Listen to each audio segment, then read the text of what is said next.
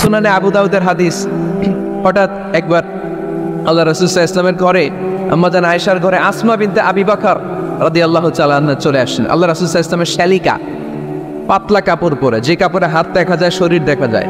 আল্লাহ রাসূল সাল্লাল্লাহু আলাইহি ওয়াসাল্লাম চেহারাটা ঘুরিয়ে নিলেন, রেগে গেলেন এবং বললেন, আসমা তুমি এখন বড় হয়েছো, তুমি এখন বড় হয়েছো, ছোট্টটি নেই।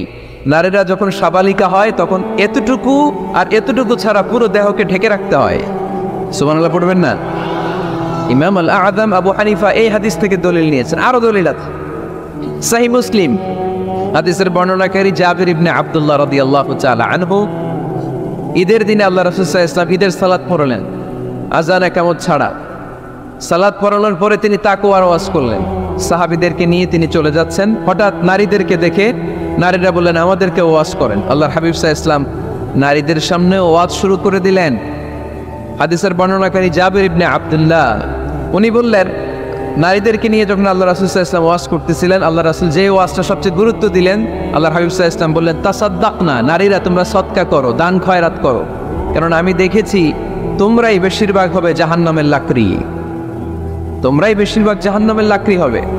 এই কথা শুনে ফাকামাত ইমরাআতুন মিন ওয়াসাতিহিন, এক নারী দাঁড়ালো, নারীদের মাঝখান থেকে এক নারী দাঁড়িয়ে হাত তুললো। জাবির ইবনে আব্দুল্লাহ বলেন, নারীটি যখন দাঁড়ালো আমি দেখলাম সোফাউল খাদ্দাইন, এই নারীর গালের মধ্যে ফুটফুট কালো দাগ। গালের মধ্যে কি? কালো দাগ। তোলার চেহারা যদি খোলা না থাকতো গালের কালো দাগ দেখা যেত? কথা বলেন না কেন? এই দলিলগুলোর আলোকে ইমাম আল আযম আবু হানিফা রাহিমাহুল্লাহ উনি মত প্রকাশ করেছেন জরুরি প্রয়োজনে এই ফেস খোলা রাখা যাবে। সহিহ বুখারীর আরেকটা হাদিস শুনেন, বর্ণনাকারী আব্দুল্লাহ ইবনে আব্বাস রাদিয়াল্লাহু তাআলা আনহু, হজের দিন আল্লাহ রাসূল সাল্লাল্লাহু আলাইহি সাল্লাম উটের উপরে বসা, পেছনে চাচাতো ভাই ফদল ইবনে আব্বাস। ইয়ামুন নাহারে এক নারী আসলেন, সুন্দরী নারী, রূপবতী, অসাধারণ সুন্দরী নারী। এসে বললেন, ইয়া রাসূলুল্লাহ আমার একটা প্রশ্ন আছে। এই নারী এতই সুন্দরী ছিল, ফদল ইবনে আব্বাস বারবার নারীর দিকে তাকাতে লাগলেন। আল্লাহর হাবিব সাল্লাল্লাহু আলাইহি ওয়াসাল্লাম, ফদল চেহারাটা ঘুরাও, এরকম বলে ফদলের চেহারা ঘুরাই দিলেন। ফদল আবার তাকালেন, আল্লাহর হাবিব সাল্লাল্লাহু আলাইহি ওয়াসাল্লাম বললেন, ফদল চেহারাটা ঘুরাও।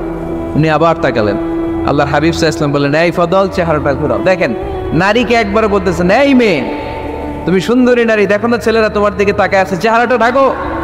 বলছেন একবারও? কথা বলেন না কেন?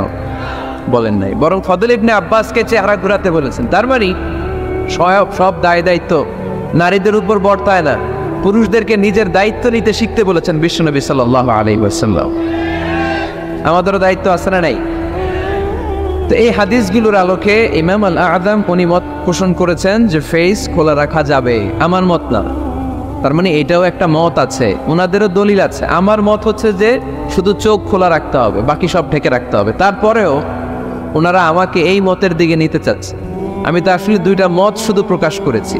এই পরিবর্তিত বিশ্ব ব্যবস্থায় নারীদেরকে অনেক জায়গায় যেতে হয়, চিকিৎসার জন্য বেরোতে হয়, শিক্ষকতা করতে হয়। আপনি শুধু আপনার মাদ্রাসার গণ্ডির ভেতরটারেই গোটা দুনিয়া ভাববেন না।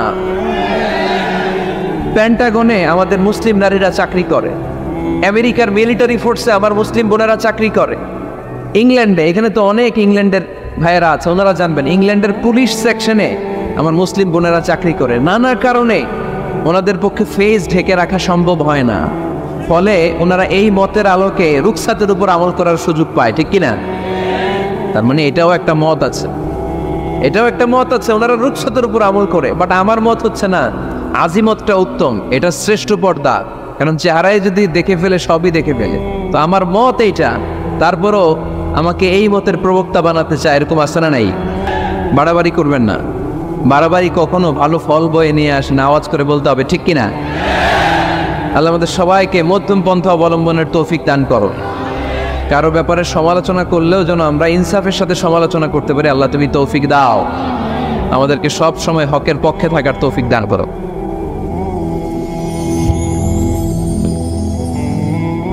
Verus TV 24. Enjoy by listening to the Holy Quran. এটা হচ্ছে পরিবার। আলোচনার বিষয় কি? সবাই বলতে হবে আলোচনার বিষয়। আমাদের পরিবার আছে না? পরিবার হচ্ছে শান্তির নীড়। যার পরিবার নাই সে নীড়হারা পাখির মতো, ঠিক কিনা? এর সেবা করার কেউ নাই, এর খোঁজ খবর নেয়ার কেউ নাই, একে ভালোবাসার কেউ নাই। পরিবারের ভেতরে আছে ভালোবাসাবাসী, পরিচর্যা, অসুস্থ হলে সেবা শুশ্রূষা, যত্ন আত্মি, আমরা একটা প্রশান্তির জায়গা খুঁজে পাই পরিবারের ভেতরে, ঠিক কিনা? এজন্য আমি যদি জান্নাতে যাই, আমি চাই আমার পরিবারের সবাইকে নিয়ে যাব, ঠিক কিনা? নাকি আপনারা একা একা জান্নাতে যাবেন? একা একা জান্নাতে যেতে চান কারা কারা? দেখি হাত তোলেন। হ্যাঁ, ওই যে হাত তুলছে এক জায়গায়। একা একা যাইতে আয় বালাদা, একা একা যাওয়া যাবে না, আমরা সবাই মিলে যাবো ইনশাল্লাহ। পড়েন। এজন্য রব্বুল আলামিন বলেন, ইয়া আইয়ুহাল্লাযীনা আমানু কু আনফুসাকুম ওয়া আহলিকুম নারা ওয়াকুদুহান নাসু ওয়াল হিজারা আলাইহা মালাইকাতুন গিলাযুন শিদাদুন লা ইয়াসুনাল্লাহা মা আমারাহুম ওয়া ইয়াফআলুনা মা ইউমারুন। সুবহানাল্লাহ পড়েন। আল্লাহ ডেকে বললেন, ও বিশ্বাসীরা শোনো শোনো, তোমরা নিজেদেরকে জাহান্নামের আগুন থেকে বাঁচাও, নিজেদের পরিবার বর্গকেও ওই জাহান্নামের আগুন থেকে বাঁচাও, যেই জাহান্নামের রক্ষী ফেরেশতারা খুব নির্দয়, খুব নির্মম, এদের চেহারায় হাসি নাই। রব্বুল আলামিন তাদেরকে যা আদেশ করে তারা তাই পালন করে। ওই ফেরেশতারা আল্লাহর কোনো আদেশের অবাধ্য হয় না। ওই জাহান্নামকে ভয় করো, আর জাহান্নাম থেকে নিজেও বাঁচো, নিজের পরিবারকেও বাঁচাও। নিজেও বাঁচতে হবে, পরিবারকেও বাঁচাতে হবে। নিজেও জান্নাতে যেতে চাই, আব্বা আম্মা স্ত্রী সন্তান ভাই বোন সবাইকে নিয়ে জান্নাতুল ফেরদাউসে থাকতে চাই, ঠিক কি না? এজন্য রব্বুল আলামিন বিশ্বনবীকে আদেশ করলেন, ওয়া'মুর আহলাকা বিস-সালাতি ওয়াসতাবির আলাইহা। ও নবী, আপনি আপনার ফ্যামিলির সদস্যদেরকে সালাতের আদেশ করেন এবং নিজেও সালাত পালনে সচেষ্ট হন। একা একা সালাত পালন করলে হবে না, আপনার পরিবারের সবাইকে আপনি মুসল্লি বানান। নিজেও সালাত পড়েন, সন্তানদেরকেও সালাত কায়েমকারী বানান। আপনি একা একা নামাজ পড়েন, আপনার ছেলে নামাজ পড়েন, এরকম আসরা নাই? বাবা নামাজ পড়ে, মা নামাজ পড়েন, আসরা নাই? ভাই নামাজ পড়ে, বোন নামাজ পড়েন, আসরা নাই? আচ্ছা, আমি জান্নাতে থাকবো, আমার মা থাকলে জাহান্নামে, এটা ভাল লাগবে? আমি থাকবো জান্নাতে, আমার আব্বা জাহান্নামে, ভাল লাগবে কার কার? আমি থাকবো জান্নাতে, আমার ছেলে মেয়েগুলো জাহান্নামে। আমি জান্নাতের নাজ নিয়ামত ভোগ করবো, আমার স্ত্রী থাকবে জাহান্নামের আগুনে, এটা আমাদের ভালো লাগবে? এজন্য মুমিন পরিবারের সবাই আমরা জান্নাতে যেতে চাই। আমিও যাব, মা বাবাও যাবে, আমার স্ত্রী সন্তানরাও যাবে। এজন্য রব্বুল আলামিন বিশ্বনবীকে বললেন, নবী নিজেও জাহান্নামের আগুন থেকে বাঁচেন, আপনার পরিবার বর্গকেও জাহান্নামের আগুন থেকে বাঁচান। নিজেও বাঁচেন, পরিবারকেও বাঁচান। এজন্য মুসল্লি ভাইরা সাবধান, একা মুসল্লি হয়েন না। ইসলাম পালনকারীরা সাবধান, একা ইসলাম পালনকারী হবেন না। ফ্যামিলির সবাইরে মুসল্লি বানাইতে হবে, সবাই মিলে ইসলাম পালন করতে হবে, সবাই মিলে ঘরটার একটা জান্নাতের টুকরা বানাতে হবে, ঠিক কি না? মুমিন জীবনে পরিবারের গুরুত্ব অনেক বেশি। ফ্যামিলি হচ্ছে এই পৃথিবীর সর্বপ্রথম ইনস্টিটিউশন, প্রতিষ্ঠান। এক একটা পরিবার এক একটা কি প্রতিষ্ঠান, ইনস্টিটিউশন। গোটা বিশ্বে যদি ইসলাম পালন নিষিদ্ধ হয়, আমার পরিবারে আমার ইসলাম পালনের সুযোগ আছে না নাই? কথা কি বুঝতেছেন? বাংলাদেশে ইসলাম পালন নিষিদ্ধ করে দেওয়া হলো, মসজিদে যাওয়া নিষিদ্ধ করে দেওয়া হলো, তাফসির মাহফিল নিষিদ্ধ করে দেওয়া হলো, জুমার খুতবা নিষিদ্ধ করা হলো, ইসলামের সব অনুশাসন পালনকে রাষ্ট্রীয়ভাবে নিষিদ্ধ করা হলো। কিন্তু আমার পরিবারের ভেতরে ইসলাম পালনের সুযোগ আছে না নাই? আমার বেডরুমের ভিতরে কেউ নিষিদ্ধ করতে পারবে কিছু? কথা বলেন। এজন্য গোটা বিশ্বেও যদি ইসলাম পালন নিষিদ্ধ হয়, আমার পরিবারে ইসলাম পালনের সুযোগ আছে না নাই? এজন্য পরিবার অনেক গুরুত্বপূর্ণ। মুমিন পরিবার এটা আল্লাহর পক্ষ থেকে নেয়ামত। আর মুমিন পরিবারে ভালোবাসার ভিত্তি হচ্ছে ঈমান। মুমিন না হলে মুমিন পরিবারের সদস্য হওয়া যায় না। নূহ আলাইহিস সালাম আল্লাহরে বললেন, আল্লাহ এই মহাপ্লাবনে আপনি আমার ছেলেকে মারবেন না। ইন্নাহু মিন ইবনি, নিশ্চয়ই এই ছেলেটা সে আমার সন্তান, আমার ঔরসজাত। আল্লাহ বললেন, না নূহ, তুমি ভুল বলেছো, সে তোমার সন্তান নয়। ঔরসজাত হলেই সন্তান হয় না, ঈমান আনা লাগে। চিল্লায় বলেন ঠিক কি না? নূহ আলাইহিস সালামের এই মহাপ্লাবন নূহ আলাইহিস সালামের সন্তান কানাআনকে রক্ষা করতে পারে নাই।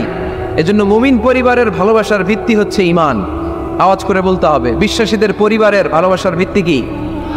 আরো জোরে বলেন, ভিত্তি কি? ঈমান। এজন্য আমাদের পরিবারগুলো আমাদের জন্য রহমত। আমাদের পরিবারগুলো আমাদের জন্য আল্লাহ তাআলার পক্ষ থেকে মার্সি, ব্লেসিংস অ্যান্ড বাউন্টিজ। এই পরিবারের বন্ধন যেন কখনো নষ্ট না হয়, আমরা যেন পারিবারিক সম্প্রীতি, ভালোবাসা কখনো নষ্ট না করি। এখন ওয়েস্টের ধাক্কায়, পাশ্চাত্যের কালচারের ধাক্কায় আমাদের পরিবারগুলো নষ্ট হতে শুরু করেছে, ঠিক কিনা? আপনি খেয়াল করে দেখবেন, পাশ্চাত্যে এখন পরিবারগুলোর খুব মারাত্মক অবস্থা, ভঙ্গুর পারিবারিক ব্যবস্থা। এদের পরিবার টেকে না, এরা তো বিয়েই করে না। এরা বিয়ের চেয়ে বেশি পছন্দ করে লিভ টুগেদার। আসরা নাই, বিয়ে করে না, লিভ টুগেদার পছন্দ করে, ফ্রি সেক্স, অবাধ যৌনাচার, হোমোসেক্সুয়ালিটি, সমকামিতা, ছেলেতে ছেলেতে বিয়ে, মেয়েতে মেয়েতে বিয়ে। বিয়ে যাক দু একটা হয়, এগুলো 6 মাস 1 বছরের বেশি টিকে না। ডিভোর্সের সংখ্যা বেশি, ভ্রূণপাত, সন্তান হত্যা করার সংখ্যা বেশি, সুইসাইডের সংখ্যাও বেশি, ঠিক কিনা? রাইফেল একটা নিয়ে বের হয়ে রাস্তায় 4-5 জনকে শুট করে, পরে নিজের মাথায় নিজে গুলি করে নিজেও মরে যায়। কেন যে এগুলা করছে সে নিজেও জানে না। এরকম বিকৃত মস্তিষ্কের লোক পাশ্চাত্যে আছে না নাই? কারণ এদের পরিবার নাই, কারো বাবা আছে মা নাই, কারো মা আছে বাবা নাই। এজন্য পরিবারগুলো আল্লাহ তাআলার পক্ষ থেকে আমাদের জন্য নে'মা, অনেক বড় রহমত, অনেক বড় বরকত। এজন্য ইসলাম পরিবার গঠন করতে বলেছে, ইসলাম পরিবারকে সংরক্ষণ করতে বলেছে, ইসলাম এই ফ্যামিলি ইনস্টিটিউশনকে আরো শক্তিশালী করতে বলেছে। চিল্লায় বলেন ঠিক কিনা? এই কোরআনে পরিবার নিয়ে অনেক কথা, ফ্যামিলি ম্যাটার্স নিয়ে কোরআনে একটা সূরা আল্লাহ নাজিল করেছেন, সূরাতুত তালাক, অ্যাড্রেসিং দ্য ফ্যামিলি অ্যাফেয়ার্স। শুধু ফ্যামিলি রিলেটেড কথা এই সূরাতুত তালাকে। আবার একটা পরিবার আল্লাহ তাআলার কাছে এতটাই প্রিয় ছিল, ওই পরিবারের নামে আল্লাহ কোরআনে একটা সূরাই দিয়ে দিয়েছেন, সূরাতু আলে ইমরান। ইমরানের পরিবারের নামে সূরা। সুবহানাল্লাহ পড়বেন না? এজন্য আমাদের পরিবারগুলো অনেক গুরুত্বপূর্ণ, আমরা বুঝি না। আমরা পরিবারের সম্প্রীতি, ভালোবাসাকে অটুট রাখার ব্যাপারে সচেতন থাকি না, কিন্তু ইসলাম এই পরিবার সংরক্ষণে অনেক গুরুত্ব দিয়েছে। আমাদের পরিবারগুলো সুখী হোক, সমৃদ্ধ হোক, শান্তিময় হোক, আমরা চাই কি চাই না? আওয়াজ করে বলেন না, চাই কি চাই না? এজন্য আজকের আলোচনার বিষয় হচ্ছে পরিবার। সুখী পরিবারের ফর্মুলা আজকে আপনাদেরকে শোনাবো, কি করে পরিবারকে সুখে রাখতে হয়, শান্তিতে রাখতে হয়। কোরআনের আলোকে শুনতে চান? শুনতে চান সবাই? কষ্ট হচ্ছে না তো? নাকি স্লোগান দিতে চান? স্লোগান চান কারা কারা দেখি? স্লোগান দাও তো একজন, আওয়াজ করে।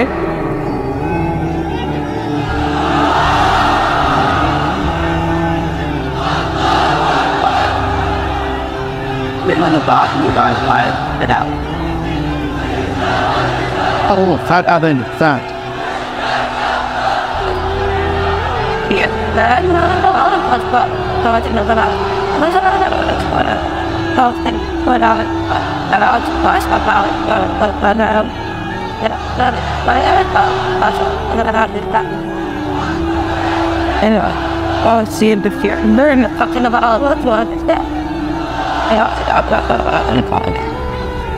That's how King got down. He's saying that the world was by never see it. You seem great. Nice. Or you that you what? Now I'm about God. And the truth of like put him by God, light, matters. And I thought I had such mother. It's the third. How could I support it? What else I got out? Little. And just there. So, you know, it was out he has to like, and now that's the fire assessors. মাশাআল্লাহ।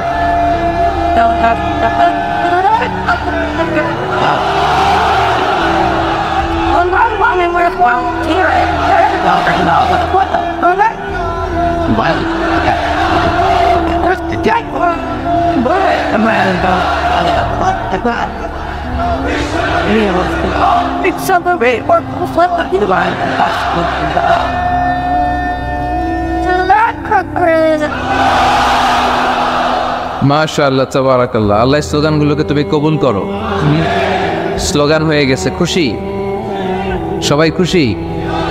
জি হয়, ঠিক আছে। এবার আলোচনায় যাই। সুখী পরিবারের formula. কোন পরিবার? আওয়াজ করে বলেন, আরো জোরে বলেন। সুখী পরিবারের ফর্মুলা কোরআন সুন্নাহর আলোকে আজকে আমরা এটা জেনে যাব, কি করলে আমাদের ফ্যামিলিগুলো সুখী হবে, সমৃদ্ধ হবে। কোরআন থেকে আমরা যদি প্রেসক্রিপশন নেই, তাহলে কোরআন বলে আমাদের ফ্যামিলিগুলোকে সুখী আর শান্তিময় করতে হলে আমাদের ফ্যামিলির ভেতরে একে অপরকে সালাম দেওয়ার প্রচলন বাড়াইতে হবে। কি দিবেন? আওয়াজ করে বলেন, কি দিবেন? فَإِذَا دَخَلْتُمْ بُيُوتًا فَسَلِّمُوا عَلَىٰ أَنفُسِكُمْ تَحِيَّةً مِّنْ عِندِ اللَّهِ مُبَارَكَةً طَيِّبَةً। রব্বুল আলামিন বলেন, যখন তোমরা তোমাদের ঘরে ঢুকবা, ঢুকে ওই পরিবার বর্গকে একে অপরকে সালাম দাও। এটা আল্লাহর পক্ষ থেকে অভিবাদন পদ্ধতি, এটা বরকতময়, এটা পবিত্র। সুবহানাল্লাহ পড়েন। ইদা দাখালতুম বুয়ুতান ফাসাল্লিমু আলা আনফুসিকুম। ঘরে ঢুকেই সালাম দাও। সালাম মানে শান্তি। সালাম দেই না, এজন্য ঘরে শান্তিও নাই, ঠিক কিনা? আজকে যে সালাম দেওয়া যাবে না, বাসায় যে ভাবির আগে সালাম দিবেন, পারবেন না? ভাবি আগে দিতে হবে। কে আগে দিবে শুনি? আপনি আগে। তুমি বিয়ে করছো নি? হ্যাঁ, They got the third dear class. আগে আগে সালাম দিবেন। রাজি আছেন? ঘরে ঢুকেই সালাম। বাবা দিবে ছেলেকে সালাম, ছেলে দিবে বাবাকে সালাম। স্বামী দিবে স্ত্রীকে সালাম, স্ত্রী দিবে স্বামীকে সালাম। ভাই দিবে বোনকে সালাম, বোন দিবে ভাইকে সালাম। সালাম মানে শান্তি। সালাম নাই, এজন্য ঘরেও শান্তি নাই। চিল্লায় বলেন ঠিক কি না? এজন্য আল্লাহ বললেন, তোমার ঘরে যখন তুমি ঢুকবা, ফাইদা দাখালতুম বুয়ুতা ফাসাল্লিমু আলা আনফুসিকুম, তোমরা নিজেদেরকে সালাম দাও। তাহিয়াতাম মিন ইনদিল্লাহ, এটা আল্লাহর পক্ষ থেকে অভিবাদন পদ্ধতি। মুবারাকাতান তাইয়্যিবা, এই সালামের মধ্যে আছে বরকত, এটা পবিত্র। এজন্য ঘরে যদি আমরা সালামের প্রচার প্রসার বাড়াই, আমাদের ঘরগুলোর শান্তিময় করবে কে? এটা হচ্ছে নিজেদের ঘর। নিজেদের ঘরে ঢুকলাম, সালাম দিলাম। অন্যের ঘরে তো আর সালাম টালাম লাগবে না, না? অন্যের ঘরেও লাগবে। সে আদেশ কোরআনের ভেতরে আছে না নেই? রব্বুল আলামিন বলেন, ইয়া আইয়ুহাল্লাযীনা আমানু লা তাদখুলু বুয়ুতান গায়রা বুয়ুতিকুম হাত্তা তাস্তানিসু ওয়া তুসাল্লিমু আলা আহলিহা। সুবহানাল্লাহ পড়েন। আল্লাহ রেখে বললেন, ও ঈমানদার, ও বিশ্বাসীরা, অন্যের ঘরে যখন তোমরা প্রবেশ করবা, খবরদার প্রবেশ করার আগে অনুমতি নিয়ে নাও। অনুমতি নেওয়ার পাশাপাশি ঘরে ঢোকার আগে সালাম দিয়ে দাও। সুবহানাল্লাহ পড়ে। তাহলে নিজের ঘরে ঢুকি আর অন্যের ঘরে ঢুকি, ঢুকে কি দিব? আওয়াজ করে বলতে হবে, কি দিব? সালাম। আমি আপনাদেরকে সালাম দেই, উত্তর দেন, আসসালামু আলাইকুম ওয়া রাহমাতুল্লাহ। এবার আপনারা আমাকে সালাম দেন, আমি উত্তর দিব, ওয়ালাইকুম আসসালাম ওয়া রাহমাতুল্লাহ। পারা যাবে নাকি বলবেন আমি বউরে কেন দেব, উনি না আমার আগে দিবে? আমি জামাই, আমি স্বামী, আমি হাজবেন্ড। আচ্ছা, হাজবেন্ডের কি বলেন সিলেটি ভাষায়? স্বামীরে জামাই পাইতাইনি। জামাই তো জামাই আগে দিবে না বউ আগে দিবে? হ্যাঁ বলেন, আমি আগে দিব। কে আগে দিবে? আমি। আগে আগে সালাম দেন। আল্লাহর হাবিব সাল্লাল্লাহু আলাইহি ওয়াসাল্লাম বললেন, সহিহ মুসলিমের বর্ণনা, সহিহ মুসলিমের বর্ণনা, আওয়ালা আদিল্লুকুম আলা শাইইন ইযা ফাআলতুমুহু তাহাবাবতুম। আল্লাহর হাবিব বললেন, আমি কি তোমাদেরকে এমন একটা ফর্মুলা শিখাইয়া দিব না, এই ফর্মুলা যখন তোমরা অ্যাপ্লাই করবে, তোমাদের মধ্যে পারস্পরিক ভালোবাসা বাড়িয়ে দিবে কে? সাহাবীরা বললেন, ইয়া রাসূলুল্লাহ, অবশ্যই আপনি আমাদেরকে শিখাইয়া দেন। কোন সেই ফর্মুলা, যেই ফর্মুলা অ্যাপ্লাই করলে আমাদের মধ্যে ভালোবাসা বেড়ে যাবে? আল্লাহর হাবিব বললেন, আফশুস সালাম বাইনাকুম, নিজেরা নিজেদের মধ্যে সালামের প্রচার করো, প্রসার করো। দেখা হলে একে অপরকে তোমরা বেশি বেশি সালাম দাও। আফশুস সালাম বাইনাকুম, নিজেরা নিজেদের মধ্যে সালাম দাও। সালাম নাই ফলে ভালোবাসা নাই, সালাম নাই ফলে আমার ঘরে শান্তি নাই। তাহলে ঘরে শান্তি আনার এক নম্বর ফর্মুলা হচ্ছে সালাম। চিল্লায় বলতে হবে সোজানগরের ভাইরা, এক নম্বর ফর্মুলার নাম কি? সালাম। সাইয়েদনা আদম আলাইহিস সালামকে যখন আল্লাহ তাআলা বানালেন, বানানোর পরে আল্লাহ বলেন না আদম সেজদা করো, আদম কোরআন তেলাওয়াত করো, আদম জিকির করো, আদম তাসবিহ পড়ো না। আল্লাহ প্রথম যে আদেশটা দিয়েছেন সেটা হচ্ছে সাল্লিম, আদম সালাম দাও। আদম কি দাও? সালাম দাও। আল বাদিউ বিসসালামি বারিউম মিনাল কিবর, আগে আগে যে সালাম দেয় তার অন্তর থেকে অহংকার উঠিয়ে নেয় কে? আমাদের অন্তরে অহংকার আছে না নেই? যাদের অন্তরে বেশি বেশি অহংকার তার আমরা বেশি বেশি সালাম দিব। আমাদের হৃদয়টাকে অহংকার মুক্ত করে দিবে কে? সেই বুখারীর বর্ণনা, লাম্মা খালাকাল্লাহু আদম ওয়া কানাত তুলুহু 60 যিরাআন, রব্বুল আলামিন সাইয়েদনা আদম আলাইহিস সালামকে যখন তৈরি করলেন 60 হাত লম্বা করে বানালেন। আবার আমরাও যারা জান্নাতের ভেতরে ঢুকবো আমাদেরকেও সেদিন 60 হাত লম্বা করে বানিয়ে দিবেন কে?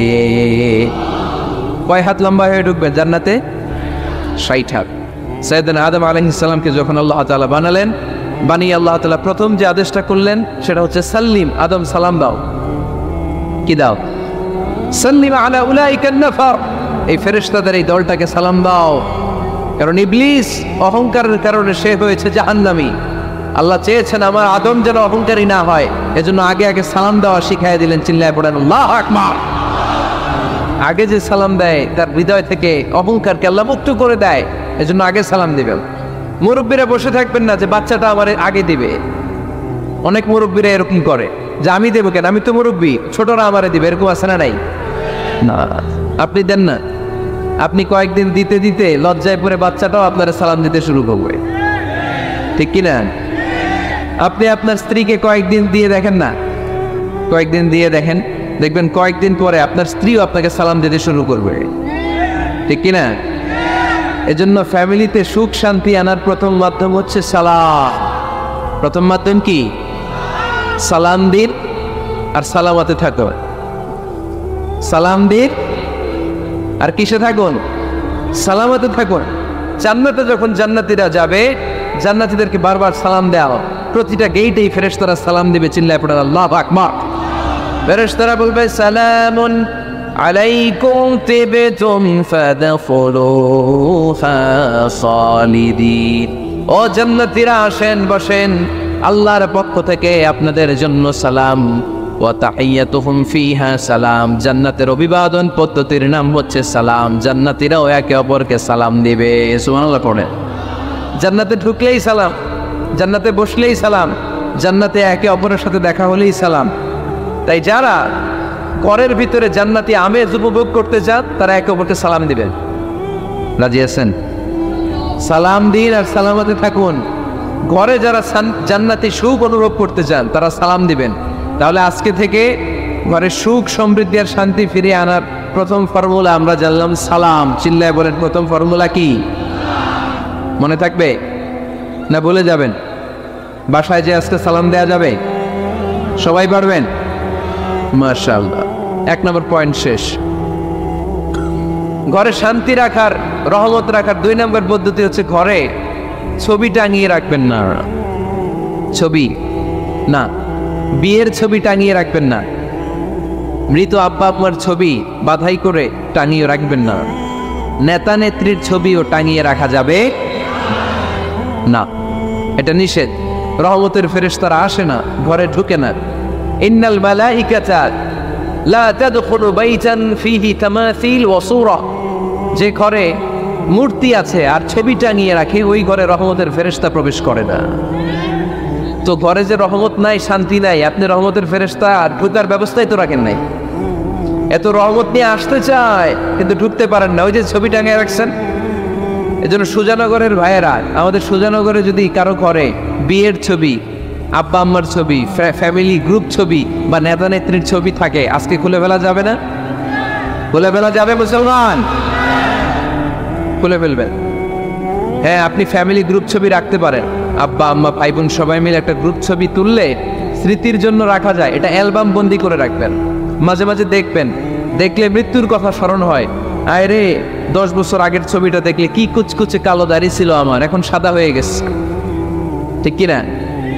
তখন বুঝবেন যে মৃত্যুর দিকে আমি এগিয়ে যাচ্ছি।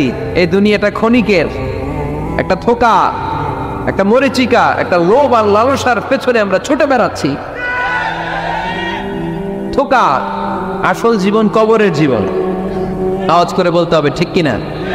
একদিন মাটির ভেতরে হবে ঘর, রে মন আমার কেন বাঁধো দালান ঘর, রে মন আমার কেন বাঁধো দালান ঘর। প্রাণ পাখি উড়ে যাবে পিঞ্জর ছেড়ে,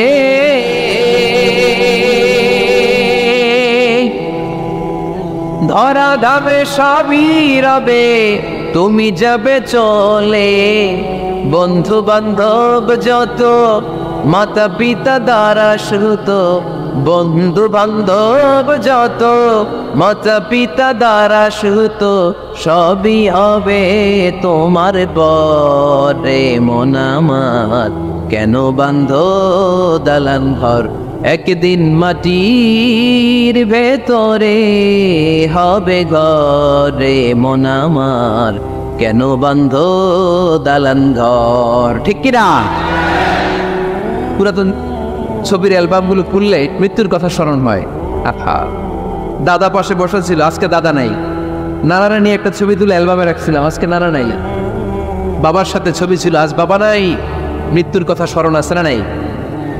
প্রয়োজনে আব্বা আম্মার সাথে বা নিজেদের ফ্যামিলি গ্রুপ পিকচার তুলতে পারবেন, এটা অ্যালবাম বন্দি করে রাখেন, কিন্তু টাঙিয়ে রাখা যাবে?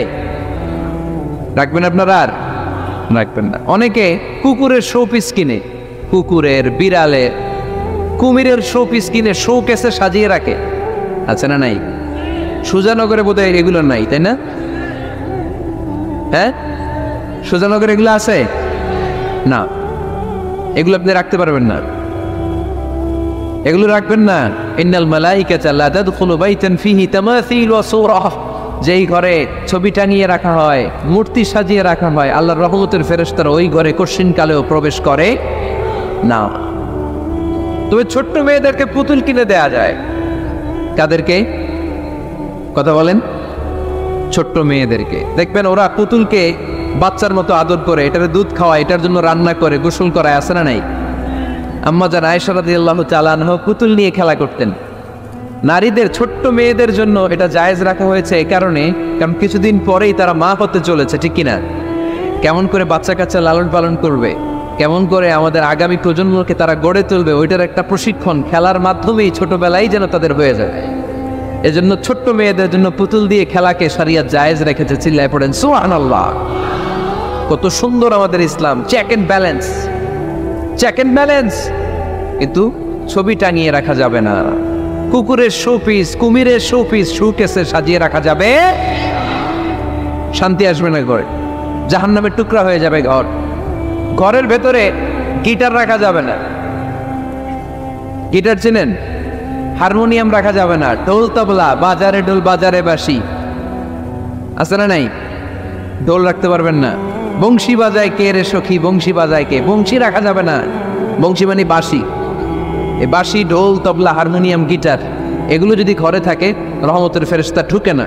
আল্লাহ হাবিব সাল্লাল্লাহু আলাইহি ওয়াসাল্লাম বলেছেন, বুইস্তু লিউকাসসিরাল মাযামির, ঢোল, বাদ্য, হারমোনিয়াম, তবলা এগুলোকে ভেঙে মাটির সাথে চুরিয়ে দেওয়ার জন্য আমি বিশ্বনবী আগমন করেছি। চিল্লায় বলেন ঠিক কিনা? এজন্য আল্লাহর হাবিব বললেন, ইন্নাল মালাইকাতা লা তাদখুলু বাইতান ফীহি তামাসিল ওয়া সূরা। মুসনাদ আহমদ ইবনে হাম্বলের হাদিস। আল্লাহর রহমতের ফেরেশতারা ওই সমস্ত ঘরে কশিনকালেও প্রবেশ করে না যেই ঘরে ছবি টাঙানো আছে আর আছে মূর্তি। কথা বুঝতে পেরেছেন? তাহলে এগুলো রাখা যাবে না। হিন্দি সিরিয়াল দেখা যাবে না, ঠিক কিনা? এমনও ফ্যামিলি আছে বাবা ছেলে একসাথে বসে হিন্দি সিরিয়াল দেখে, ইন্ডিয়ান নায়িকাদের কোমর দুলানো ডান্স দেখে, আছে না নাই? সিরিয়ালের জন্য পাগল এদেশের মেয়েরা। আলহামদুলিল্লাহ এদের মধ্যে এখন পরিবর্তন হইতেছে, এরা এখন ওয়াজ দেখা শুরু করতেছে, ঠিক কিনা? তার মানে এই তাফসির মাহফিলগুলোর সফলতা আছে না নেই? আছে, আল্লাহর মেহেরবান। অনেক বোনরা বলে, হুজুর আগে সিরিয়াল দেখতাম এখন ওয়াজ দেখি। আলহামদুলিল্লাহ করবেন না? হিন্দি সিরিয়াল দেখবেন না, অশ্লীল নাটক দেখবেন না। টেলিভিশনে হিন্দি সিরিয়াল, হিন্দি সিনেমা, অশ্লীল নাটক দেখলে রহমতের ফেরেশতারা ওই ঘরে প্রবেশ করে। তাহলে কি দেখবেন? টিভিতে কি দেখবেন বলেন? হ্যাঁ, ফিতা দেখতে হয়। ওয়াজ দেখতে হয়নি। আচ্ছা, টিভিতে আপনারা ইসলামিক প্রোগ্রামগুলো দেখবেন, রমাদানে অনেক ইসলামিক প্রোগ্রাম করে টেলিভিশন চ্যানেলগুলো, এগুলো দেখবেন। সৌদি আরবের সরাসরি লাইভ প্রোগ্রাম, এগুলো দেখবেন। জিওগ্রাফিক্যাল চ্যানেল আছে, দেখবেন। অ্যানিমেলস কিংডম দেখবেন, আফ্রিকার জঙ্গলে কত ধরনের প্রাণী পাওয়া যায়, সাগরের অতল গহ্বরে কি ধরনের মাছ আল্লাহ সৃষ্টি করে রেখেছে। সি ওয়ার্ল্ড আমরা জানি না, সাগরের অতল গহ্বরের রাজ্য কেমন। অ্যানিমেলস কিংডম আর জিওগ্রাফিক্যাল চ্যানেল, এগুলো দেখবেন। টক শো দেখতে পারেন, নিউজ দেখতে পারেন। এমন প্রোগ্রামগুলো দেখেন যেগুলো শিক্ষণীয়, নিজেকে জ্ঞানী ও আলোকিত করে গড়ে তুলতে সহায়তা করে, এমন প্রোগ্রামগুলো দেখবেন। আওয়াজ করে বলেন ঠিক কিনা? এর বাইরে হিন্দি সিরিয়াল, নাচানাচি, রূপবানে নাচে কোমর দুলায়া, আছে না নাই? ফেরেশতারা বলবে তগরে পিটামু আমরা জুলায়া, এগুলো দেখা যাবে, তাহলেই শান্তি আসবে। তাহলে সালামের পরে 2 নাম্বার যে ফর্মুলা জানলাম, ছবি টাঙিয়ে রাখা যায় না, ঘরে মূর্তি, কুকুরের মূর্তি, শোপিস রাখা যায় না, হিন্দি সিরিয়াল, অশ্লীল নাটক, গান বাজনা, এগুলো ঘরে দেখা যাবে না। এগুলো দেখলে আল্লাহর রহমত ঘরের ভেতরে প্রবেশ করবে না। মনে থাকবে সবার? সমাজে পরিবর্তন আসতে শুরু করেছে। আগে শ্রমিক ফেডারেশনের এরা যাত্রাপালা করতো, তাই না? নাচানাচি, দুনিয়াকে মজা লেলো, রুব্বানে নাচের কোমর দুলাইয়া, না? উনিও জানে রুব্বানে নাচে কোমর দুলাইয়া, ফেরেশতারা বলবে তগরে পিডামু আমরা জুলাইয়া। মায়ের আসরে নাই, প্রশ্ন করা হবে। কবরে যেতে না যেতেই প্রশ্ন করা হবে। মরতে আমাদেরকে হবেই। আকসিরু যিকরা হাযিমিল লাযযাত, পৃথিবীর সব স্বাদকে পানসা করে দেয়, ওই বিষয়টাকে বেশি বেশি স্মরণ করো। বিষ্ণুনবী বলেছেন সব স্বাদকে পানসা করে দেয় কি? মরণ, ঠিক কিনা? The most certain thing in our life is death, and the most uncertain thing in our life is the time of death. আমাদের জীবনের সবচাইতে সুনিশ্চিত বিষয় হচ্ছে মরণ, মরতে হবেই। কিন্তু সবচেয়ে অনিশ্চিত বিষয় হচ্ছে দ্য টাইম অফ ডেথ, কখন মরবো, কোথায় মরবো এটা জানি না, তাই না? আমরা যে মরবো এটা সবাই জানেন না? কথা বলেন। সবাই জানে, কিন্তু কখন মরবো জানেন? কিভাবে মরবো জানেন? কখন যে মৃত্যুর সময়টা চলে আসবে আমরা কেউ জানি না। এবং একটা মানুষের জীবনের সবচাইতে ভয়ঙ্কর অভিজ্ঞতা হচ্ছে এই মৃত্যু। আর এই এক্সপেরিয়েন্স, এই অভিজ্ঞতার কথা কাউকে শেয়ার করে যাওয়া যায় না। কেমন লেগেছিল তার বলে যাওয়ার আগেই তাকে উড়াল দিতে হয়, ঠিক কিনা? এজন্য পরিবর্তন আসতে শুরু করেছে। বাজার শ্রমিক ফেডারেশনের ভাইয়ের আজকের এই চমৎকার প্রোগ্রামের অ্যারেঞ্জ করেছে। আমি আন্তরিক শুভেচ্ছা এবং মোবারকবাদ তাদেরকে জানাই।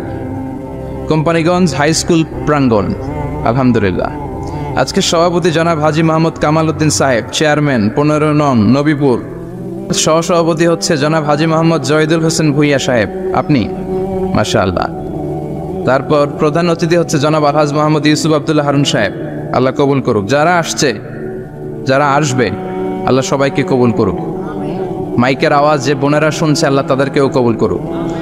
সম্মানিত ভাইরা, আমি আপনাদের খেদমতে আল কোরআন আল কারীম থেকে ছোট্ট একটা আয়াত তেলাওয়াত করেছি। এই আয়াতের আলোকে কিছু কথা আপনাদের সামনে উপস্থাপন করার চেষ্টা করব ইনশাআল্লাহ। সবাই পড়েন ইনশাআল্লাহ। রব্বুল আলামিন ইরশাদ করছেন, ওয়ামা আরসালনাকা ইল্লা রাহমাতাল লিল আলামিন। মুখস্থ আছে না সবার?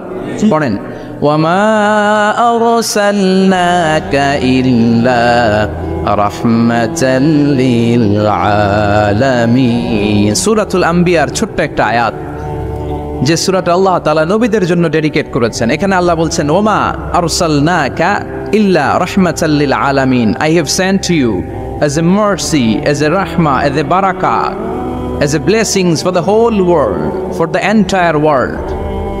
ও নবী, আপনি গোটা বিশ্বের জন্য রহমত, শুধু মানব গোষ্ঠীর জন্য না, শুধু দানব গোষ্ঠীর জন্য না, জিনদের জন্য না, প্রাণীকুলদের জন্য না, শুধু ফেরেশতাদের জন্য না, গোটা বিশ্বের জন্য বিশ্বনবীকে রহমত বানিয়ে পাঠিয়েছে কে? সবার জন্য রহমত। খোশ মেজাজের মানুষ ছিলেন, নরম দিলের মানুষ ছিলেন, ফাবিমা রাহমাতিম মিনাল্লাহি লিনতা লাহুম ওয়ালাউ কুনতা ফাযযান গালিযাল কলবি লানফাদ্দু মিন হাওলিক। আল্লাহ বললেন, ও নবী, আপনার হৃদয়টা বড় নরম, সফট হার্টেড মানুষ আপনি, কোমল হৃদয়ের মানুষ আপনি, খুশ মেজাজের মানুষ। বিশ্বনবী এত খুশ মেজাজের মানুষ ছিলেন, বিশ্বনবী যেখানেই যেতেন ওখানে মানুষের ভিড় হয়ে যেত, যেখানেই যেতেন পিছু পিছু লোকজন ছুটতো, কারণ খুশ মেজাজের তো, সফট হার্টেড, হৃদয়টা কোমল, ওনার সাথে কথাই বলতে মনে চায়, টাইম পাস করতে মনে চায়। আল্লাহ আকবার। বাচ্চাদের জন্য রহমত, ছোট বাচ্চারা বিশ্বনবীর সামনে যদি কখনো চলে আসতো, বিশ্বনবী ওনার কোমল হাতটা বাচ্চাদের মাথার মধ্যে হাত বুলিয়ে দিতে। এমন কোনো বাচ্চা বিশ্বনবীর সামনে দিয়ে ক্রস করতে পারতো না যে বাচ্চার মাথায় বিশ্বনবী হাত বুলাতেন না। নাতিদেরকে অনেক আদর করতেন। হাসান আর হুসাইন রাইহানাতাইন, বিশ্বনবীর সুগন্ধি। হাসান বিশ্বনবীর কোলে উঠলে সাইয়েদনা হুসাইন কোলে ওঠার জন্য কান্না করতেন, আবার হুসাইন কোলে উঠলে হাসান কান্না করতেন। আবার সাইয়েদনা হাসান বিশ্বনবীকে ঘোড়া বানিয়ে বিশ্বনবীর পিঠের উপরে বসে বিশ্বনবীর চুল ধরে টেনে টেনে খেলা করতে। বিশ্বনবী ঘোড়া, আর ঘোড়ার বাদশা হচ্ছে হাসান। সুবহানাল্লাহ পড়বেন না? কি খুনসুটি, কি সম্পর্ক! স্ত্রীদের সাথে ভালো আচরণ, কম্প্যানিয়ন্স যারা আছে সাথীদের সাথে ভালো আচরণ, সবার সাথে ভালো আচরণ, সবার জন্য রহমত। এজন্য আল্লাহ বললেন, ওয়ামা আরসালনাকা ইল্লা রাহমাতান লিল আলামিন। I have sent you as a mercy for the entire universe. ও নবী, আপনি সবার জন্য রহমত, আপনি সবার জন্য কল্যাণ। আপনার মধ্যে রহমতের বারিধারা এত বেশি, আপনি হ্যাঁ বললে শরীয়তের হুকুম হালাল হয়ে যায়, আপনি না বললে শরীয়তের হুকুম হারাম হয়ে যায়। আবার আপনি আঙ্গুল তুললে চাঁদ দুই ভাগ হয়ে যায়, জমিন থেকে পা তুললে আপনি আকাশে মেরাজে চলে যান। কি স্ট্যাটাস! কুড ইউ ইমাজিন কি স্ট্যাটাস আল্লাহ ওনাকে দিয়েছে? উনি হ্যাঁ বললে এটা হালাল, কারণ কোনটা হালাল কোনটা হারাম এটা ওনার কাছ থেকে জেনেছে। উনি যদি বলে ইয়েস, করতে পারবেন আপনারা, হালাল, কোটি কোটি মানুষের জন্য পারমিসিবল, লিগ্যাল। উনি যদি বলেন নো, আমাদের সবার জন্য এটা হারাম, কোটি কোটি মানুষ আর করতে পারবো না। আঙ্গুল তুলেছেন চাঁদ দুই ভাগ হয়েছে, পা তুলেছেন মেরাজে চলে গিয়েছে। আল্লাহু আকবার। তার মানে এমন নবী যে নবীর হা এবং না এগুলো শরীয়তের দলিল, ঠিক কিনা? এ নবী এমন নবী, এ নবীরে বাদ দিলে কোরআন বোঝা যায় না, এ নবীরে বাদ দিলে হাদিস বোঝা যায় না, এ নবীরে বাদ দিলে নামাজ বোঝা যায় না, ঠিক কিনা? কারণ কেমন করে নামাজ পড়তে হবে এই নবী আমাদেরকে হাতে কলমে শিখিয়েছে। সল্লু কামা রাআইতুমুনি উসাল্লি, আমি যেমনি সালাত পড়ি তেমনি পড়ো। বিশ্বনবী যেমন শিখিয়েছেন তার বাইরে অন্য কোন নিয়মে সালাত পড়লে হবে নাকি? কথা বলেন। ফজরের সালাত 2 রাকাত, আপনি যদি পড়েন 3 রাকাত, কবুল হবে নাকি?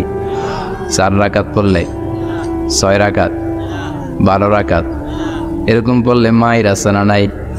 কবুল হবে না। অনেক বেশি পড়েছেন, সময়ও দিয়েছেন বেশি, কবুল হবে না। কেননা বিশ্বনবী যেভাবে শিখিয়েছে ওইভাবে পড়েন নাই তো, ঠিক কিনা? আবার বিশ্বনবী যেমন রোজা রেখেছেন তেমন রাখতে হবে। কেমন করে রোজা রাখতে হয় বিশ্বনবী শেখালেন। ফজর থেকে শুরু করে সন্ধ্যা পর্যন্ত রোজা রাখবেন। আপনি সকাল থেকে শুরু করে আসর পর্যন্ত রেখে আসরের পর ইফতারি করলে হবে নাকি? কথা বলেন। কারণ বিশ্বনবীর পদ্ধতিতে হয় নাই। আবার এই নবীকে বাদ দিলে হজ বোঝা যায় না, কেননা এই নবী কেমন করে হজ করতে হয় আমাদেরকে শিখিয়েছেন। বিশ্বনবী ওনার পুরো জীবনে 4টা উমরা করেছেন, একটা মাত্র হজ করেছেন। আর বলেছেন খুযু আন্নী মানাসিকাকুম, কেমন করে হজ করতে হয় আমার কাছ থেকে তোমরা শিখে নাও। হজের সিস্টেম কি আমার থেকে শিখে নাও। মাত্র একবার হজ করেছেন, তাতেই হজের সব আহকামগুলো আমাদের কাছে ক্রিস্টাল ক্লিয়ার, স্বচ্ছ কাচের মতো, স্ফটিক কাচের মতো, স্বচ্ছ পানির মতো এত সুন্দর তিনি বর্ণনা দিয়েছেন। এই বর্ণনার উপর ভিত্তি করে লক্ষ লক্ষ মানুষ গোটা বিশ্ব থেকে কাবার প্রান্তরে জমা হয়, ঠিক কিনা? মাসাবাতান লিন্নাসি ওয়া আমনা, গোটা বিশ্বের মানুষের মিলন কেন্দ্র। আপনি যখন মসজিদুল হারামে যাবেন, মসজিদে নববীতে যাবেন, দেখবেন আজান হয়ে গেলে লক্ষ লক্ষ মানুষ কাবার দিকে ছুটে, ঠিক কিনা? আজান হওয়ার সাথে সাথে শারে আল হিজরা দিয়ে জারওয়াল দিয়ে, গাজ্জা দিয়ে, আজিয়াদ রোড দিয়ে পঙ্গপালের মতো মানুষগুলো কাবা কেন্দ্রিক হতে শুরু করে। কারণ কাবা হচ্ছে অ্যাসেম্বলি পয়েন্ট, গ্যাদারিং পয়েন্ট, এটা মিলন কেন্দ্র। এই কাবাকে কেন্দ্র করে প্রতিদিন লক্ষ লক্ষ মানুষের মিলন মেলা বসে। চিল্লায় বলেন ঠিক কিনা? কেমন করে হজ পালন করবেন বিশ্বনবী শেখালেন। কারণ বিশ্বনবীরে বাদ দিলে হজ বোঝা যায় না। তার মানে বুঝলাম উনি হ্যাঁ বললে হালাল, না বললে হারাম। ওনারে বাদ তো কোরআন বাদ, উনি বাদ তো হাদিস বাদ। কথা বলেন। উনি বাদ তো নামাজ বাদ, উনি বাদ তো রোজা বাদ, উনি বাদ তো হজ বাদ। এজন্য ওনারে বাদ দিলে কোরআন বোঝা যায় না, নামাজ বোঝা যায় না, ওনারে বাদ দিলে হজ বোঝা যায় না। তাই ওনার সাথে যারা বেয়াদবি করবে ওদেরকেও এমনি এমনি ছেড়ে দেয়া যায় না। বিশ্বনবীর সাথে যদি বেয়াদবি করে এটা অনেক বড় ধরনের বেয়াদবি, এটা রাষ্ট্রীয় আইন করে ওকে শাস্তি দিতে হবে, ঠিক কিনা? বিশ্বনবীর বিরুদ্ধে যদি ব্লগে কিছু লিখে, কেউ ব্লগ লিখে, বিশ্বনবীর পারিবারিক জীবন নিয়ে যদি কেউ কটু কথা বলে, বাজে মন্তব্য করে, বিশ্বনবীর ব্যাপারে যদি শাহবাগের চত্বর থেকে, প্রজন্ম চত্বর থেকে কোনো কথা বলে, ওই বেয়াদবগুলারে ফাঁসির রশিতে ঝুলানোর দরকার আছে না নাই? Very sensitive issue. বিশ্বনবীর সম্মান গোটা উম্মার সম্মান। কারণ বিশ্বনবী বাদ তো পুরো ইসলাম বাদ। এজন্য আমার নবীর বিরুদ্ধে কথা বললে ওর সাথে আমাদের কোনো কথা নাই। চিল্লায় বলেন ঠিক কিনা? এই সেন্সিটিভ ইস্যুতে আমরা সবাই এক। এখানে জামাত ইসলাম নাই, হেফাজতে ইসলাম নাই, তাবলিগ নাই, আলিয়া নাই, কওমি নাই। বিশ্বনবীর সাথে বেয়াদবি করলে ওগুলোকে রাষ্ট্রীয়ভাবে ফাঁসি দেওয়ার দরকার, শাস্তি দেওয়ার দরকার আছে না নাই? সবাই একমত? এই বেয়াদবগুলোর সাথে আমাদের কোনো সম্পর্ক নাই। চিল্লায় বলেন ঠিক কিনা? এই বেয়াদবগুলো যদি নবীর ব্যাপারে আর কিছু বলে সবাই মাঠে নামতে রাজি আছেন তো? এদের বিরুদ্ধে মুষ্টিবদ্ধ হাত নিয়ে ময়দানে থাকতে রাজি আছো তো মুসলমান? কারা কারা রাজি হাত চলে আল্লাহর দেখা?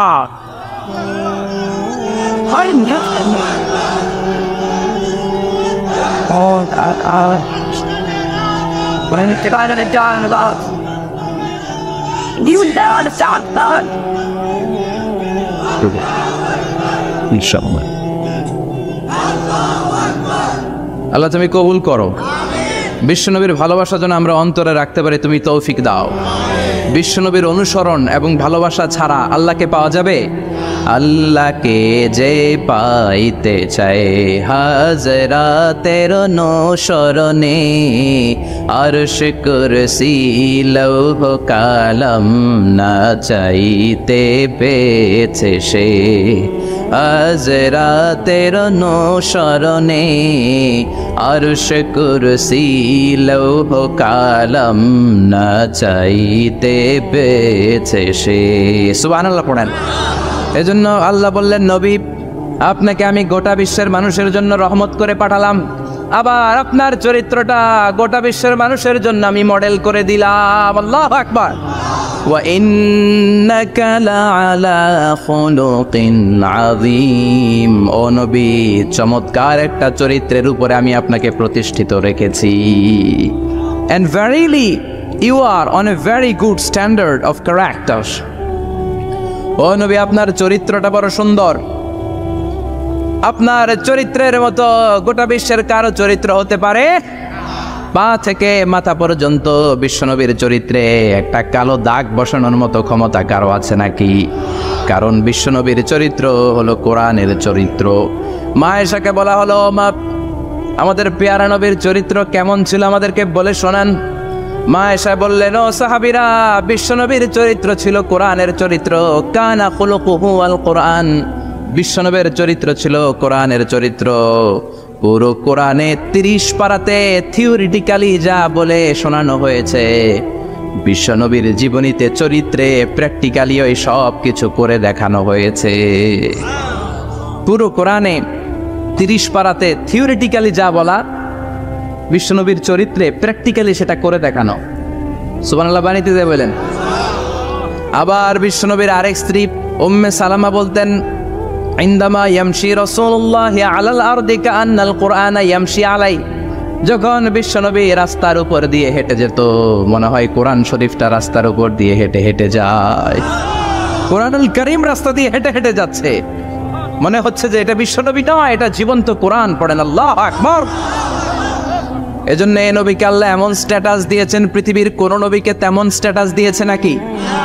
এই নবীকে আল্লাহ এমন মর্যাদা দিয়েছে, গোটা বিশ্বের কাউকে এমন মর্যাদা দিয়েছে নাকি? এমন কিছু গুণাবলী, ক্যারেক্টারিস্টিক্স আল্লাহ বিশ্ব নবীকে দিয়েছে, পৃথিবীর কোন নবীকে সেগুলো দেয় নাই। সুবহানাল্লাহ। খুশি না বেজার? খুশি তো সবাই। কি দিয়েছেন, কি স্পেশাল এক্সট্রা স্ট্যাটাস আল্লাহ তাআলা বিশ্ব নবীকে দিয়েছেন আমরা শুনি। এক নাম্বার স্ট্যাটাস হলো সাহিবু শাক্কি সাদর। বিশ্ব নবীর সিনা চাক হয়েছে, পৃথিবীর কোন নবীর সেটা হয় নাই। সুবহানাল্লাহ। 2 বার হয়েছে এটা বিশ্ব নবীর জীবনে। হালিমাতুস সাদিয়ার বাড়িতে যখন দুধ পান করতে গিয়েছিল তখন হয়েছিল, আবার মেরাজের রাতে হয়েছিল। উম্মে হানির ঘর থেকে চলে সাইয়েদনা জিবরাইল বিশ্ব নবীকে হাতিমে কাবায় শুইয়ে দিলেন। এরপর গলার নিচ থেকে শুরু করে নাভি পর্যন্ত বুকটা কেটে ফেললেন, বিশ্বনবীর হৃদয়টাকে বের করলেন, জামজামের পানি দিয়ে ধৌত করলেন, আবার পেটের ভেতরে হৃদয়টাকে ঠুকিয়ে দিলেন। দিস ইজ কল্ড শাক্কে সাদার। উর্দু ফার্সিতে বলে সিনা চাক, ইংরেজিতে বলে ওপেন হার্ট সার্জারি। সুবহানাল্লাহ পড়বেন না? আমাদের অনেকের ওপেন হার্ট সার্জারি হয় না, গলা থেকে নাভি পর্যন্ত কাটা, সেলাই করে দিলে আবার বাঁচে। এটা বিশ্বনবীর সিনা চাক থেকে আবিষ্কার হয়েছে। পড়েন আল্লাহু আকবার। যে সমস্ত সাহাবারা বিশ্বনবীকে খালি গায়ে দেখেছে, উদম গায়ে দেখেছে, তারা বর্ণনা করেছে 2টা কাপড় মাঝখান দিয়ে সেলাই করলে যেমনি দাগ দেখা যায়, আমরা বিশ্বনবীর গলা থেকে নাভি পর্যন্ত এরকম সেলাইয়ের দাগ দেখতে পেয়েছি। শাক্কুস সাদর, special status of the last Messenger Muhammad সাল্লাল্লাহু। আর কোন নবীকে আল্লাহ এটা দেয় নাই। খুশি না বেজার? নারীরা কতটুকু পর্দা করবে, কতটুকু পর্দার হুকুম কি, সেখানে আমি বলেছি পর্দা করা ফরজ। এই পর্দা আপনার অধিকার, এটা আপনার আভিজাত্যের প্রতীক, আপনার রুচির প্রতীক।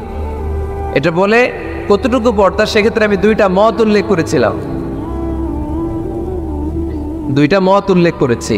মত নাম্বার 1, সারা শরীর ঢেকে রাখবে, ফেসটা খোলা রাখবে, হাত খোলা রাখবে, এটা একটা মত। আরেকটা মত, সব ঢেকে রাখতে হবে, শুধু চোখ খোলা, তাই না?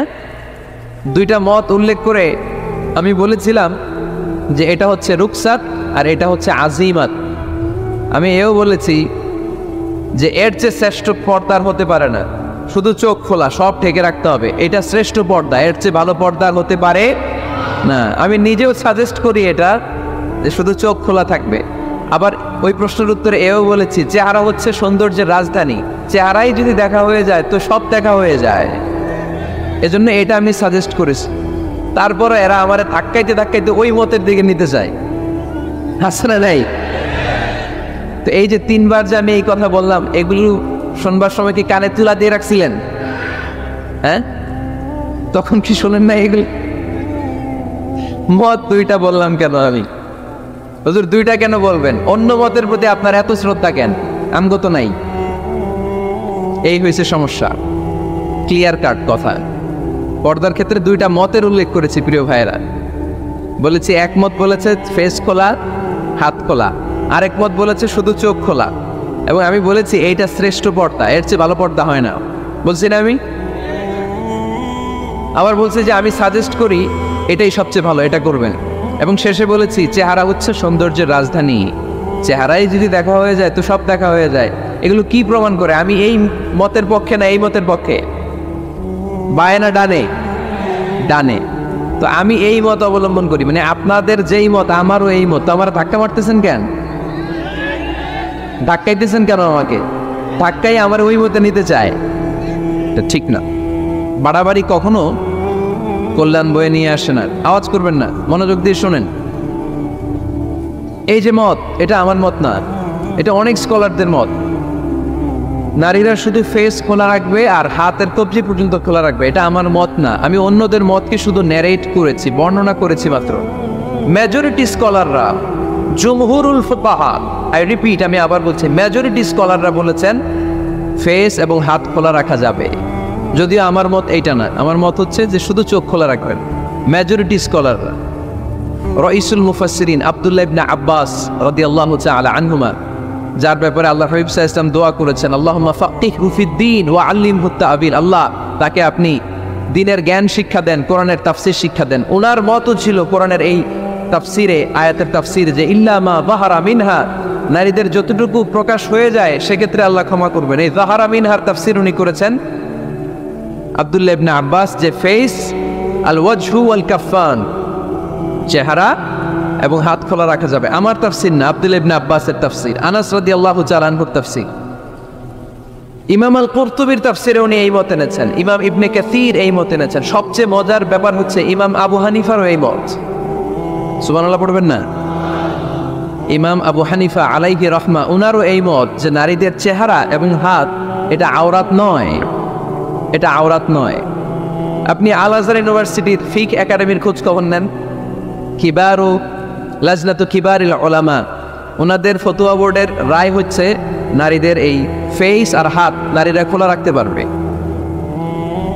মিশরের যে ন্যাশনাল ফতোয়া বোর্ড, তাদেরও একই ফতোয়া। তো ওনাদেরকে গোমরা বলেন না কেন? গোমরার ফতোয়া শুধু মিজানুর রহমান আজহারির জন্য? ওনাদেরকে গোমরা বলেন না কেন? ইমাম আল আযম, আমাদের মাযহাবের ইমাম, ইমাম আবু হানিফাকে গোমরা বলেন না কেন? ফতোয়াকে শুধু আমার জন্যে? ইমাম আবু হানিফা কেন এই মত নিয়েছেন? ওনারও দলিল আছে, আমি জাস্ট মতের উল্লেখ করেছি। এটা জায়েজ কেন? কারণ একদল স্কলার এটাকে জায়েজ বলেছেন, তাদেরও দলিল আছে, এই জন্য জায়েজ। বাট আমার মত তো এটা, আমার মত তো এটা। ভিন্ন মতকে শ্রদ্ধা করতে শিখুন। ইমাম আল আযম কিসের ভিত্তিতে বলেছেন যে ফেস খোলা রাখা যাবে? আমি সতরের ওয়াজ করতেছি না, সতর না, আওরাত নিয়ে কথা বলতেছি। ইমাম আল আযম বলেছেন নারীদের চেহারা আর হাতের কবজি পর্যন্ত এটা আওরাত নয়। উনি দলিল নিয়েছেন